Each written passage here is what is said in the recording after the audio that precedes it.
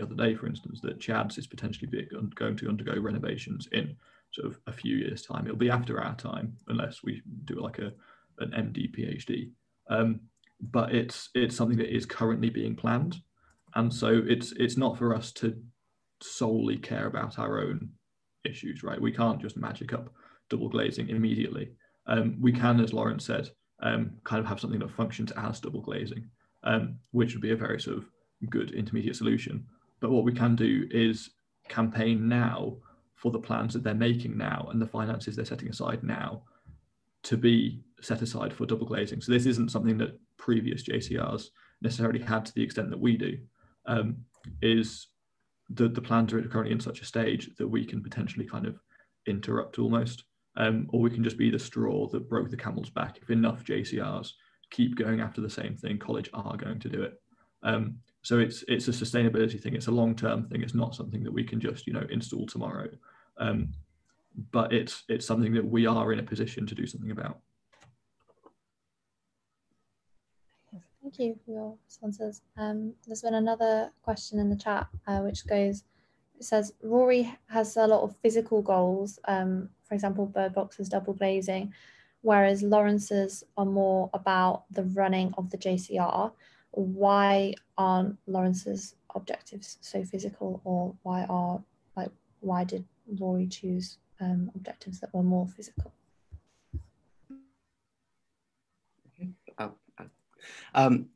So yeah, I think that Rory's policies are very admirable. I do support them, but personally I believe that my role as JCR president would be to really ensure that those policies are able to be effectively conducted by the relevant JCR officer, because what we're trying to do right now is to increase engagement of the JCR by showing that it's an effective body, and that wouldn't be having all these different things co-opted by one person perhaps.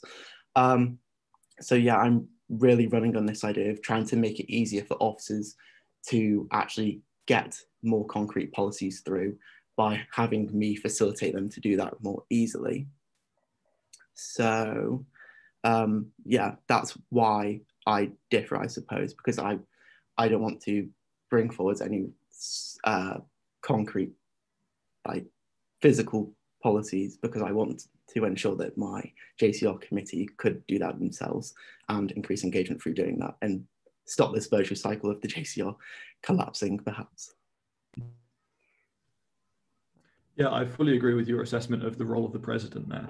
The only thing I point out is that management isn't so much a science as an art form, right? That you can't, there's no kind of algorithm for getting people engaged or getting people to do what you want them to do or what others want them to do. The goal of the president, or rather the role of the president, is to be somebody that kind of organizes, delegates, opens up, sort of allows access for the JCR ordinary members to the committee, and sort of takes that on to the college body. So that's the role of the president in my view, and obviously in your view, and that's what the Constitution says essentially is what the president does. But the reason why I've got so many physical goals is, as I say, because management is about individuals. And I'm very aware as well that I'll only have the current JCR for another sort of, 2 halves of a term, right? And over Christmas. And then there'll be a totally new influx of people and they might operate in a totally different way. And so I can't write down an algorithm now in my manifesto saying, this is what I'm going to do to people and I'm going to expect that they kind of follow this. Not that that's what Laurence does, but that's kind of my hyperbole. So what I've got and done instead is I've got a lot of physical goals, because the ways of achieving those physical goals might well change over time. There are also things that are sort of materially measurable, right? So I can't stick a number on if this JCR is necessarily more effective than the last one, etc. But what I can do is see, oh look, there's a bird box, or oh look, there's this sort of spreadsheet so people can see what we're doing, when and where we're doing it, or oh look, college have changed their policy on this certain thing, or this person's welfare is better. So we can see material things come out of it. And those are kind of my goals to achieve, but management itself may well change even within the same committee, and especially between 2 committees. Thank you very much. We've had another question in the chat, which is, how will you ensure the welfare of the JCR committee is also prioritised, as they get a lot of work, especially with COVID? Yeah, Laurence. Yeah, so one of my committee commitments on my manifesto is actually an anonymous feedback form within the JCR committee, which enables committee members to actually, well, it would enable committee members to feedback to me how they feel everything is going on in JCR, the running of it, my role as president, how they feel they are able to get on with their goals given the way I'm running the committee or everything going on. And I would be able to respond to that quite effectively because it's anonymous, there's no pressure behind it, and no one would have to reveal how they're feeling directly. I'd be able to interpret it from what they say. And also as well with my sort of like progress tracker, I'm aware in my manifesto that I might have potentially come across a bit police state-ish when I read it back sometimes, but that's not what it is. It's sort of having a look at how officers are getting on. And basically what it means is I can have a look and say, oh, well, this commitment hasn't necessarily been done yet. Are you okay with that? Do you need help with that? So I'm facilitating a more sort of like supportive JCR committee body, like within the actual JCR committee itself, to ensure that we can work together to really push forwards and get on and become that effective, supportive JCR, where members feel like everything they do is supported, and obviously as well, also continue the Vice President's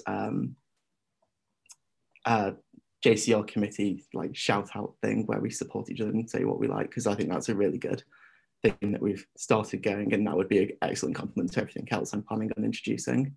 So yeah, basically. Yeah, I think the new appreciation form is a really good idea. And it's always kind of a nice bit of the JCR meeting is where somebody kind of gets a nice bit of feedback and then like, oh, nice.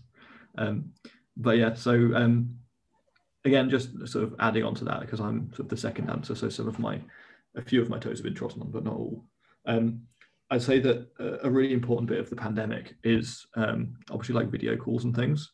And I feel like currently as a JCR, what we do, the methods of our communication, whether by Messenger or Slack or Microsoft Teams or whatever, it's all quite sort of almost haphazard, because like I think we got accustomed to Messenger at first, and so it was just text speak, and then sort of getting used to Zoom videos and et cetera. What I'm thinking of phasing in is just, not necessarily phasing in, but just using more of, is just calling the officers now and again, because text only gets you so far. It's kind of it's a useful medium for when it's nice and quick. But if there's something that comes up, I want to, it's not going to be like a schedule thing. It's not going to be like twice a term you have to call me and I want to see how you're doing. And I'm like like Big Brother 1984 style. It's going to be more kind of, oh, we've got a bit to talk about here. Let's just have a quick call, 15 minutes or so. And that medium is just so much easier for things to come up. If I'm chatting to somebody personally, and I'm also it's not just me, I'm going to encourage other officers to call between themselves, because it is just a really useful medium, actually. Like, this is as close as we can get really to seeing another face. So yeah, that's something that's going to be increasingly important. Right, thanks very much. I've had another question sent to me. So many students in CATS really value diversity. How would you both ensure that you're making college the most diverse, tolerant community that you can? And how would your experience support that? Can I go? Yeah. Okay. I think my plan would quite quickly be to get in touch with the EDI quite quickly, which is Equality, Diversity and Inclusion, which works with diversity in a lot of different senses. So BME, LGBT+, disabilities, etc. And I would figure out what's being done as committees, how I could support that as a president, feedback to students so it's a bit more transparent, and get feedback from the JCR non-committee, and then of course liaise that with EDI once more, sort of figure out what's going on, figure out what's wanted, figure out how we can really improve on diversity within college, and also some more concrete things. So continue pushing for a prayer room, for example, because we do have the hub projects, we do have reduced rooms, but we still have students of different faith who need their needs facilitated. And that's something that we should not take our eyes off of during all of this. And as well, continue to toilets, keeping up with the college's dedication to the legacy of the slave trade and how they benefited from it as well. That is definitely something that should be taken under my wing if I'm president, and that is through the medium through which I will ensure that diversity and inclusion is a big topic that we consider in all of this in complement to everything else. Yeah, so diversity is obviously an incredibly broad brush, right? It comes in like so many different forms, it's almost impossible to count. And so I think there's some kind of, some things college are doing really well, some things college aren't doing. But there's a lot of ways we can tackle this because it just manifests in so many different forms. So for example, in the summer last year, we had I hear reports of a really good sort of outreach scheme. So a lot of CAT students, I see screenshots on like Twitter and Facebook of so many CAT students talking to secondary school people through things like Universify and various others. But diversity and inclusion in the committee itself is, and in the workings of the JCR, is also a really important thing. And we can manifest that in a bunch of different ways. So one is getting CAMSU actually more involved. So I hate to bring up the CAMSU thing so early because it's such a sort of bombshell topic recently. But actually CAMSU do diversity really well. And not necessarily on the sort of committee itself, but there's so many projects they've got going on. So things like their sort of feminist projects and their sort of Black Lives Matter projects and various other things. And just getting their input as well on the committee is really important. There's also diversity and inclusion in the sense of getting everybody around college, no matter their sort of demographic, year group, accommodation site, getting all of them involved. And so I really think that, like, as a president or as a president of a JCR committee, there's like 23 of us. And so all of us should be able to reach out to everybody in college, all the households, no matter where they're living or how old they are, or obviously their demographics. So there is the sense of diversity in terms of getting people in, and in that sense, yes, the EDI committee they're really important people to kind of build a relationship with, and we need to understand their statistics and their methods, and we need to be able to suggest things to them, and they need to be able to suggest things to us. But there's also diversity within the college, within the JCR, within the university in terms of getting CAMSU involved. So there's a whole bunch of different ways we can approach it. And yeah, we just need to start looking into those. Thank you. We've also had a question in the chat, which is about, essentially, can you defend your position on the JCR tracking sheets in terms of, essentially tracking the manifesto points and what's been brought up? So can you defend this, please? Yeah. Oh, sorry, I might as well level what has been said. Essentially, it said that it can be detrimental to their ability to dedicate themselves to their role because it can be a lot of work. Yeah, definitely. I think that, so my tracking commitment, it's not actually a policy that I'd be implementing on day one, because I think that would be extremely unfair to suddenly lump this onto current JCR officers who have not taken this into consideration. Perhaps they made policies which now they're saying, maybe I can't actually get that through. Maybe I regret putting that on my manifesto. I think that would be really unfair because it would be quite pressurizing and scrutinizing. So it's actually something that I would be introducing for the next round of JCR officers. And of course, that means that in the creation of manifestos for the next round of JCR officers, and I would highly encourage everyone to apply because being on the JCR is quite fun, do you want to be considering, oh, how viable is this policy? Am I thinking that I'll be able to get it done? And of course, I'll hopefully be there to help you get it done. Particularly as well with LGBT+, I'll always be there to help if it's just within that remit, for example. But yeah, so it'll be a later policy down the line that can be taken into consideration in running. And as I said before, like, yes, it could be quite pressurizing, but I'm not doing it to sort of be able to scrutinize officers and say, oh, you've not done this yet, you need to be doing this. It's more, okay, well, this is what you've done. Do you think you're on track? Do you think that you would need some more help, which I can happily provide, which someone else can happily provide, because it is a difficult job being on a JCR. And I think sometimes that being on a JCR, you can forget what everyone else is doing, and it's just sort of, it can become demotivating. So actually having this, it's more of an encouraging cycle than discouraging. So yeah, hopefully, if anything, it should improve the working and mental health on the JCR and motivation on JCR as opposed to the negative effect. Actually, just Rory, before you respond, there's a little addendum which has been added to it, which is about some of the issues are on one-to-one private engagement with students, which can't be published.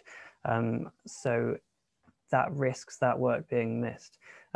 Laurence, could you just add a little bit about what you feel in that sense? It's in the chat box. So this is about, like mine would be on manifesto commitments only, personal issues, absolutely not, because that can't be published, because if it's publicly accessed, that's breaching other people's personal issues.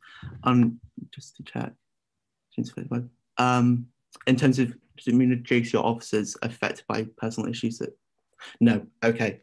Yeah, so that work wouldn't be missed. That would always be considered. We know that JCR officers do have a lot to deal with in the background that they can't talk about because of privacy reasons, and that would never have to be tracked. And we will always be offering support to and acknowledgement that JCR officers are doing their best and they are doing a lot of work. It's just in terms of manifesto commitments only, in terms of this tracking progress. Yeah. And Rory? Yeah, so I hinted at this earlier. It just wasn't really the time or place to expand, but obviously this form wouldn't be for private matters. So if there's an anonymous suggestion or something a JCR officer is dealing with that is just of such a nature that it's just not the kind of thing that you'd publicise, then why publicise it?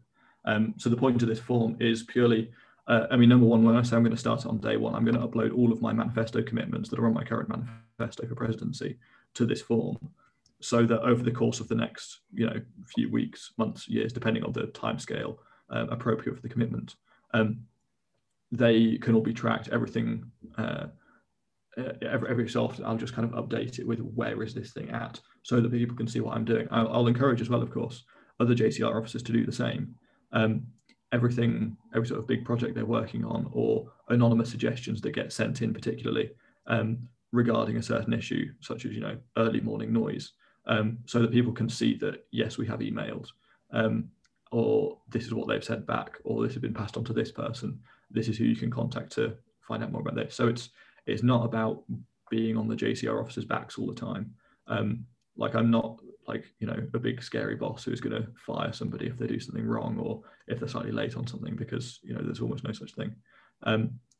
Instead, what it's for is accountability. So it's for the use of the 450 odd students at CATS, undergraduate students at CATS, who benefit from seeing when their particular qualm or query or question or need or want has been followed up.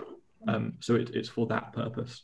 And as I say, I'll be uploading all of my stuff on day one, and as we go along, all of the anonymous suggestions, just so people can see where they are. Yeah, so I think following on from that, a good question is one that we had on the form, which was how are you going to ensure that you meet all of your manifesto objectives, because both of your manifestos are quite jam-packed. So do you think it's achievable, and what steps will you take to achieve them? Yeah, I think it's achievable. So the problem with this year, obviously, is that just we can't see what's going to happen. Like in Lent term, maybe we could be sent home again for the entire term, and obviously that throws a rather large spanner in the works. So there's nothing that can be, other than sort of sentiments, organizational strategies, other than sort of trying and pestering and asking college and emailing, that kind of thing you can promise.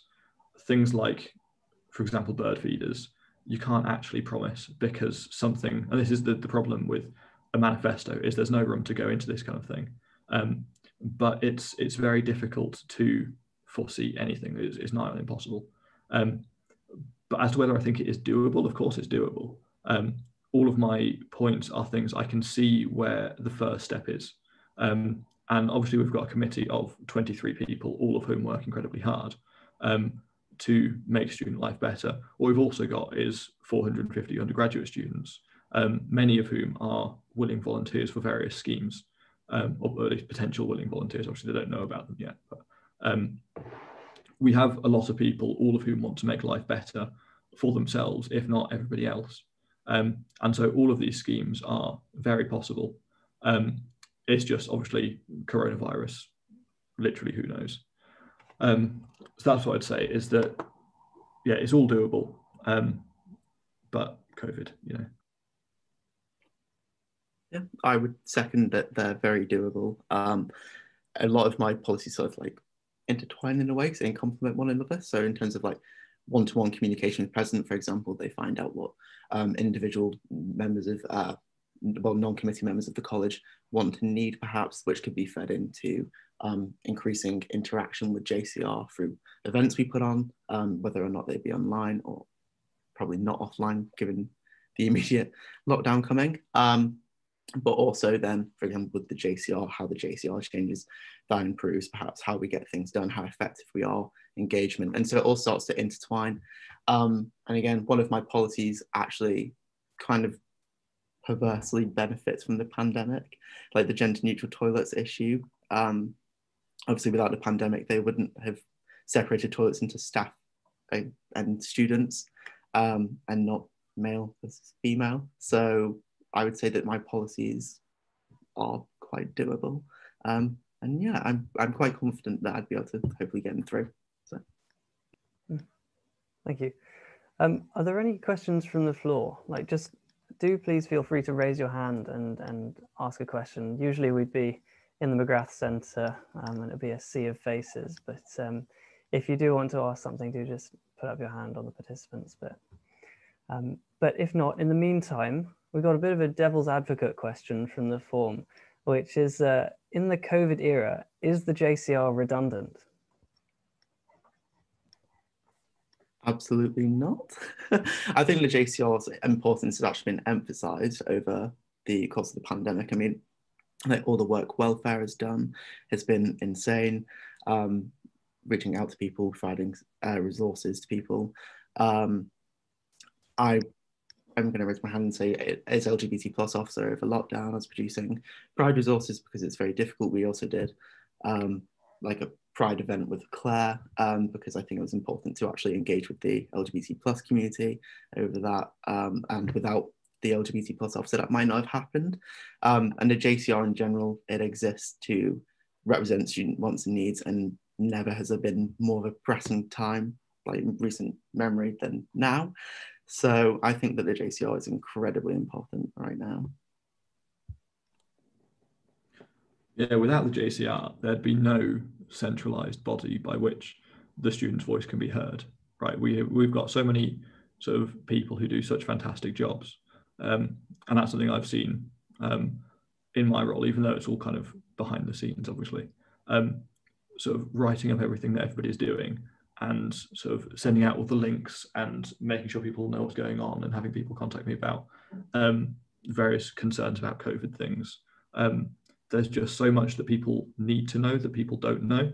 And having the sort of the small number of us, 24 or so, who are sort of representatives almost, not just representatives of you to college, but also sort of representatives of college to you. Because yeah, college send out all these communications, but also they're so sort of almost official and faceless often, and not faceless in a pejorative sense, they just don't have a face to them, right? The role of the JCR in sort of being in contact with college and getting the information from them straight from the horse's mouth and communicating it by people you know to, well, people most of you know, to you guys, the 450 undergraduates. It really is, as Laurence said, more important than ever that the JCR is here and it functions well. So I've had another question submitted. So are any of your policies like reliant on support from other JCR officers? and how would you deal with them potentially opposing your manifesto objectives?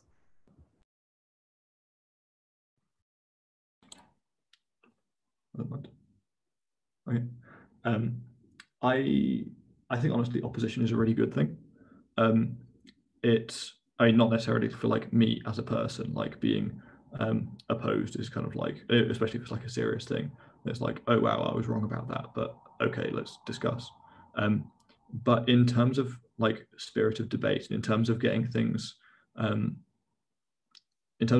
right, more so, it's actually really important that people who disagree with you are able to tell you that they disagree with you. So say one of my policies, or many of my policies, are terrible. It's far better that somebody who disagrees with me, with whom I have to work, tells me that and explains why, and explains things better. So the thing that's missing from the role of the president of the JCR is that you don't know all the ins and outs of everybody's role. Like Laurence's role, for example, I couldn't do. I don't know what it entails firsthand. There's a lot of things that Laurence knows about it that I just don't know.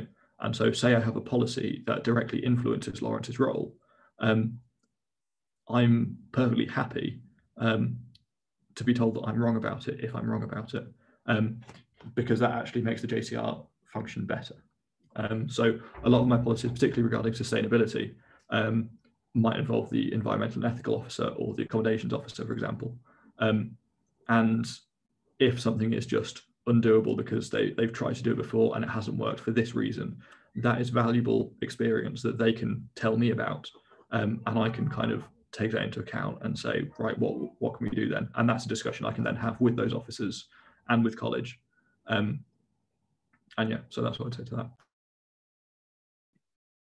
Yeah, I strongly agree with what Rory said.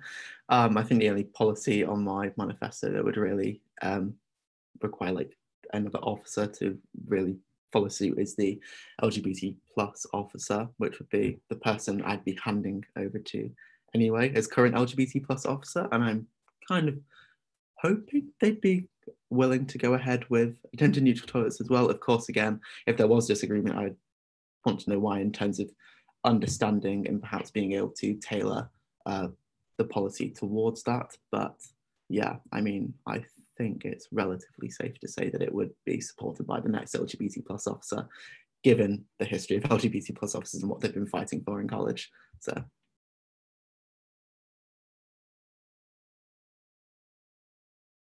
Sorry, just trying to unmute myself there. Thank you both of you. We're coming to the end now. Are there any questions from the floor? If there aren't, just keep thinking about them for a second. We'll ask one last question from the form, which is if you had to prioritize one measure from your manifestos, what would it be and how would you make sure it got done? I would go with the greater one-to-one communication with the because to me, that's the greater form of communication. Wait, am I freezing? Yeah, you froze for just 1 second. Yeah, greater one-to-one. Yeah, I'd go with the greater one-to-one communication with the president. So even if it's via Zoom as opposed to in person, as it will be in coming days. Basically, the reason being that I can effectively engage individuals what they want and what they need, and how I can translate that into everything else is a complement to any other policy I'd have anyway. So the likelihood is that these wants and needs I've already identified would actually eventuate anyway, but it's a case of finding them first. And that's why I'd prioritize that policy, because I feel like it increases interaction and engagement and will be able to engage welfare as well. So yeah, that's what I go for. This is there's just so many ways to answer this question, right? It's like one of those trolley problems, which is like, if you're stood on a bridge, would you push the guy off or not in front of the trolley? And it's like, it's a very good question to ask, but the physical manifestation of the question isn't necessarily so obvious, because there isn't going to be just one thing that I do as president. If the question was, what is my favorite policy, or what policy do you think is most important, there's still two different ways to answer it. So my favorite policy it's probably something to do with the, this wasn't actually on my manifesto, actually. It's something that I only found out about since. But there's something called the Cambridge Sustainable Food Organization, which is not like some militant vegan thing. It gives out awards to organizations based on how they source their food. So it's kind of like, is it locally sourced, etc. And it'd be really cool for me personally if I were to walk away from the presidency like, wow, I achieved that one thing. It would probably be signing up to their kind of scheme to get college to source things more sustainably. That or something like TerraCycle, which is for recycling for similar reasons. That's my personal favourite policy. If it was something like, what is the most important policy to get across? Well, actually, in this day and age, obviously something coronavirus related. I mean, as Laurence said, ways of sort of managing things so people's welfare is most taken care of. Sort of communication and one-to-one correspondences with people, and just making sure the JCR is open and available to people. I think that's the most important thing to do right now. Like, sustainability can be taken on. Well, arguably sustainability has to be taken on right now, but also so does coronavirus. And coronavirus is only going to hang around, at least for this year. Who knows about next year? But yeah, I just say there's so many ways of answering that question. There's so many hypotheticals involved that in a way it's a good question to ask, and in another way it's irrelevant because there's always going to be lots of things to deal with. And there's no one way of picking, I'm going to do this thing and that's it. We have to deal holistically with the entire system of the JCR, of the college, and of the world as it currently is. Right, thank you. We have actually had one more question from the floor. So there hasn't been any mention of international students yet. Will you support them being able to return home and complete Lent term online, seeing as most teaching is online? This is from someone who can't return home and was told no online provisions will be made for them online from home. Absolutely, I'd support them. I just think that as well, like, we need to emphasize the reassurance that's needed from college in this respect, because although like it's the university will be affected, and then college needs to perhaps communicate that they are being thought about, because I really do doubt that international students have been sidelined in the minds of college. I'm sure that it is a priority for them in their welfare.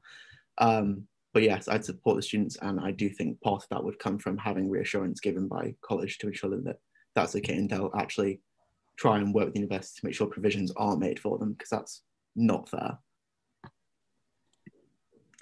It must make for a really uninteresting hustings that both the candidates agree with each other on so many points. But again, I kind of fully agree that yeah, international students are in such a difficult situation with there being so many different regulations in so many different countries. I feel one sort of glimmer of hope from college was in the email that was sent out today that I'm sure you've all seen, which referred to college were aware of the need, I can't remember the exact phrasing, this is paraphrased, they are aware of the need that more people would need to stay over Christmas, for example. And obviously things like online teaching will be sort of part and parcel of whatever happens, whatever college does. So I feel like college are already on the case. My job as prospective JCR president would be representing the needs of the students to college. And so obviously this is something that would be deeply, deeply important. Because so I've had, I mean, a lot of my international friends say similar things like, why can't I do Cambridge from home? Why do I have to return home? There's so many different situations, so many different countries, that it is something that really needs strong representation. And yeah, somebody needs to get these, needs to sort of forward these international students' voices to college so that they're aware of the magnitude of the situation. Right. I think that this relates quite closely to the general issue of welfare, which I think, like judging by the questions that were just submitted, a lot of them were centered around welfare. So what is it that you think you bring to welfare, and like why can you drive that through as a JCR president? So having come from the LGBT plus officer role, of course, I'm a white gay man. I represent a spectrum of identities I need to engage in. Lots of different interests, lots of different identities, how different circumstances affect different people in different ways, because it's so diverse and dynamic in that sense. And of course, as president, I'd be doing that on a bigger scale, representing the entire JCR student body.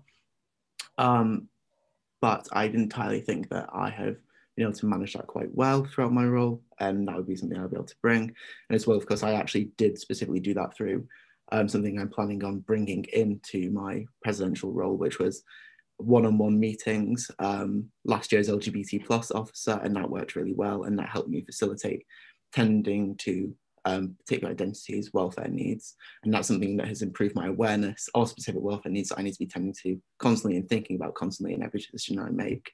So that's certainly something I could bring as president. Yeah, I mean, welfare is like the paramount thing, isn't it? But yeah, as JCR president, my job isn't going to be to be able to sort of befriend everybody in college and sort of ensure they're all okay and personally protect their mental health. Unfortunately, I mean, if I could, I would, because it's kind of a natural human thing to do. But one thing I bring to the role in this regard is an ability to talk to anybody, essentially, whether they're sort of, Peter Wuthers, president of the college, and usefully my old supervisor, or whether it's, the maintenance people or the bedders or the students, whatever year they're in. I think just communication, being open with people, being able to respond quickly and not making people feel like they've been sort of sidelined, left behind, ignored. I think that's a really important thing with JCR transparency as well. So making sure people know what I'm doing, where I am with my manifesto campaign points. Making sure people know as well that the things they send into the anonymous form aren't just being ignored or left behind, because I've seen one or two anonymous form suggestions which from the past, which are like, why was my request ignored? Why can't I see what's been done? And yeah, so I think that's a really important thing for welfare, is just making sure people know that they've been heard. I think that is that's the crux of the matter. Right, thank you very much. Are there any final questions from the floor? If you're frantically typing a message, maybe quickly type like a Y or something, and then I'll know to wait. No? Okay, in which case, voting will open at midday on Monday, and it will close midday Wednesday. So get ready and do make sure to vote. Thank you all so much for coming, and we'll finish there. Yeah, thank you. Thank you. Bye. Bye. Thanks, guys. See ya. Bye, everyone.